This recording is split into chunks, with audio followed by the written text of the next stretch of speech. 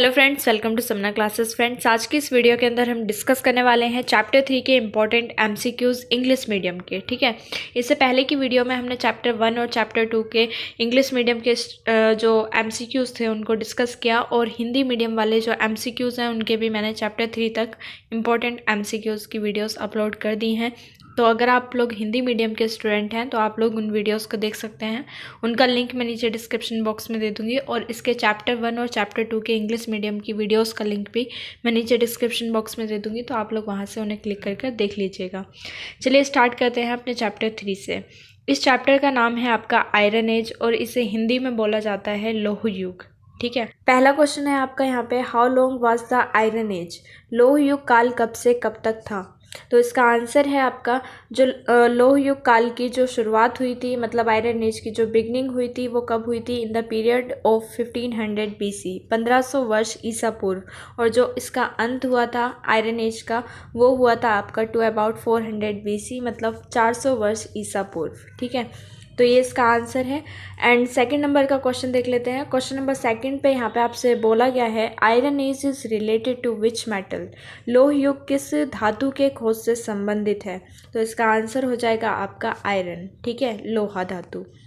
Question number 3 है आपका, how long was the Rigvedic period? ऋग्वेदिक काल कब से कब तक था? तो यहाँ पे आपको ऋग्वेदिक काल की जो पीरियड है वो आपको बताना है यहाँ पे। ठीक है, तो इसका आंसर होगा आपका 1500 BC टू 700 BC। ठीक है, 1500 से 700 वर्ष ईसा पूर्व तक ऋग्वेदिक पीरियड था। क्वेश्चन नंबर 4 है आपका, the pottery of those times 1000 BC to 600 BC found in the Gangetic plain is called? 1000 से 600 वर्ष ईसा पूर्व गंगा के कछार पर मिले मिट्टी के बर्तनों को क्या कहा जाता था? तो उन्हें बोला जाता था painted grey ware pottery. Hindi में इन्हें बोला जाता है रंगे हुए सलेटी बर्तन। क्वेश्चन नंबर 5 देख लेते हैं। क्वेश्चन नंबर 5 पे है आपका, how long was the Yajurvedic period? यजुर्वेदिक काल कब से कब तक था? तो अब आपको यहाँ पे यजुर्वेदिक काल के बारे में बताना है, और इसका आंसर होगा आपका 700 BC टू 400 BC। ठीक है, 700 से 400 वर्ष ईसा पूर्व तक यजुर्वेदिक काल था। अगला क्वेश्चन है आपका क्वेश्चन नंबर 6, और यहाँ पर बोला गया है, in iron age social hierarchy soon became rigid and codified into 4 varnas. ठीक है, तो लौह युग में समाज को किन 4 वर्णों में बांटा गया है? तो ये आपको यहाँ पे बताना है, और इसका आंसर होगा आपका, इसमें 4 वर्णों का नाम बताया गया है। ठीक है, ब्राह्मण्स, क्षत्रिय, व्यास और शूद्र। ठीक है, ये आपके 4 वर्ण हैं जिन्हें लौह युग में समाज को बांटा गया था। क्वेश्चन नंबर 7 है आपका, a caste system had emerged in society. जाति प्रथा का जन्म किस युग में हुआ? तो जाति प्रथा का जो जन्म हुआ वो आपका आयरन एज में हुआ, तो इसका आंसर होगा आपका आयरन एज। क्वेश्चन नंबर 8 देख लेते हैं। क्वेश्चन नंबर 8 पे है आपका, the need to make sacrificial altars gave rise to a fairly high level of knowledge in dash. तो यहाँ पे आपको बताना है, यज्ञ वेदियों के निर्माण की आवश्यकता ने डैश के ज्ञान में काफ़ी वृद्धि की। तो किस ज्ञान में वृद्धि की थी उन्होंने? ज्यामिति। ठीक है, इसे हिंदी में ज्यामिति बोला जाता है, और इंग्लिश में इसको बोला जाता है ज्योमेट्री। क्वेश्चन नंबर 9 देख लेते हैं। क्वेश्चन नंबर 9 पे है आपका, Indians knew how to make steel in which age? भारतीय लोग इस्पात बनाना किस युग में जान गए थे? तो भारतीय लोग जो इस्पात बनाना जान गए थे वो लौह युग में जान गए थे, तो इसका आंसर होगा आपका आयरन एज। ठीक है, क्वेश्चन नंबर 10 देख लेते हैं। क्वेश्चन नंबर 10 पे है आपका, who taught medicine eight Taxila? ठीक है, तक्षशिला में चिकित्सा विज्ञान कौन पढ़ाते थे? यहाँ पे आपको उनका नाम बताना है, और उनका नाम है पुनर्वासु अत्रेय। ठीक है, क्वेश्चन नंबर 11 देख लेते हैं। क्वेश्चन नंबर 11 पे है आपका, a major treatise on surgery. शल्य चिकित्सा का मूल ग्रंथ है, शल्य चिकित्सा का मूल ग्रंथ है सुश्रुता संहिता।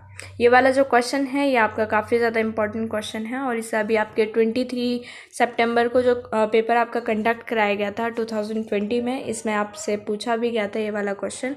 तो आप लोग इस वाले नाम को अच्छे तरीके से याद कर लीजिएगा। ठीक है, तो बढ़ते हैं अपने अगले क्वेश्चन की तरफ। Question number 12। क्वेश्चन नंबर 12 पे है आपका, disease were caused by the 3 humours.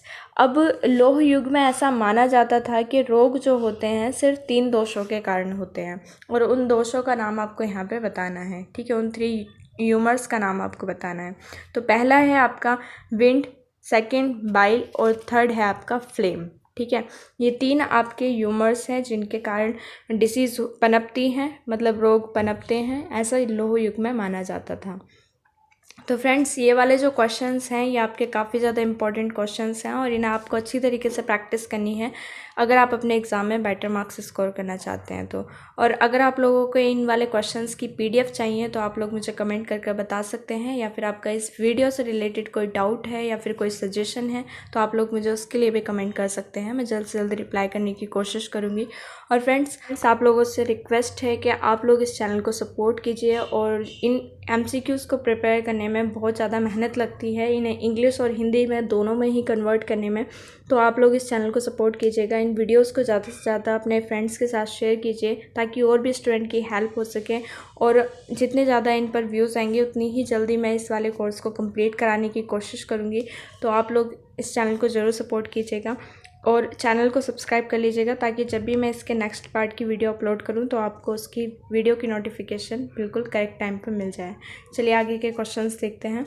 Question number 13 पे यहाँ पे आपसे बोला गया है, who was probably the greatest Greek mathematician 408 to 355 BC। ठीक है, 408 से 355 ईसा पूर्व सबसे महान यूनानी गणितज्ञ का नाम आपको यहाँ पे बताना है और उनका नाम है यूडोक्सस। ठीक है, अगला क्वेश्चन देख लेते हैं। क्वेश्चन नंबर 14 पे है आपका, who adopted a flat model that of wheels with in the wheel.